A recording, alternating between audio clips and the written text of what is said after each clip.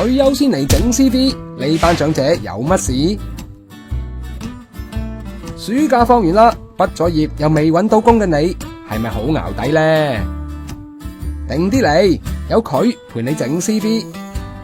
佢幾廿歲噶啦喎，咪玩啦！就係幾廿歲將 CV 至堅啊！呢位前輩喺電視台做咗20幾年，由菲林機到節目監製都做過。依家退咗休，就參加賽馬會社會創新設計院嘅活動，將電視黃金年代嘅經驗拍成人生履歷，同啲後生仔女分享。我做咗咁多年嘅製作節目啦，即係比較上咧有自己係滿足嘅，或者講話係即係又話我代表性咧，就係會色生香嘅節目。會色生係男士節目嚟嘅，咁咧你又要想講嘢俾人聽喎，但係你又唔可以過嗰個規則嗰個界限線喎。咁你做節目嗰陣時候係踩緊界嘅。80年代已經玩到咁爆，梗有啲衛道之士批評噶啦。但係陸生都堅持繼續做，仲話依家冇一個台做得翻啲咁嘅成人節目啊！前輩你就夠薑啦，咁有冇啲嘢可以教下啲細嘅先？我會講話唔好咁急功近利，有好多嘢咧要放長啲線 ，OK， 同埋咧係要俾時間去鑽研嘅。即係好多人認為自己固步自封，我學到晒啦，實際未必係咪？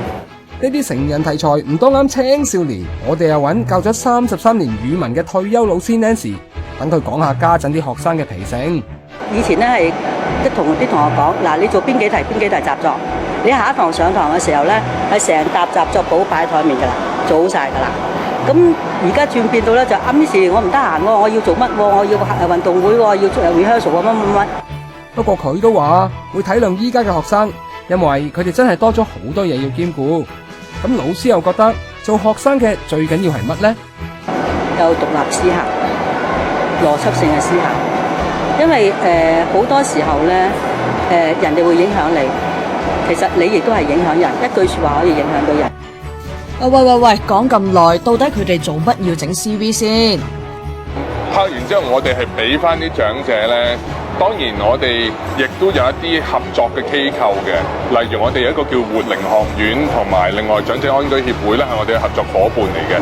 佢哋會幫啲老人家揾，即係無論義工或者一啲有少少收入嘅一啲，即係part time 嘅工作咧。依家個計劃已經揾到一班退休嘅政務官、護士、工程師等等嚟拍 CV， 仲有10幾個 project 等住佢哋一齊參加添。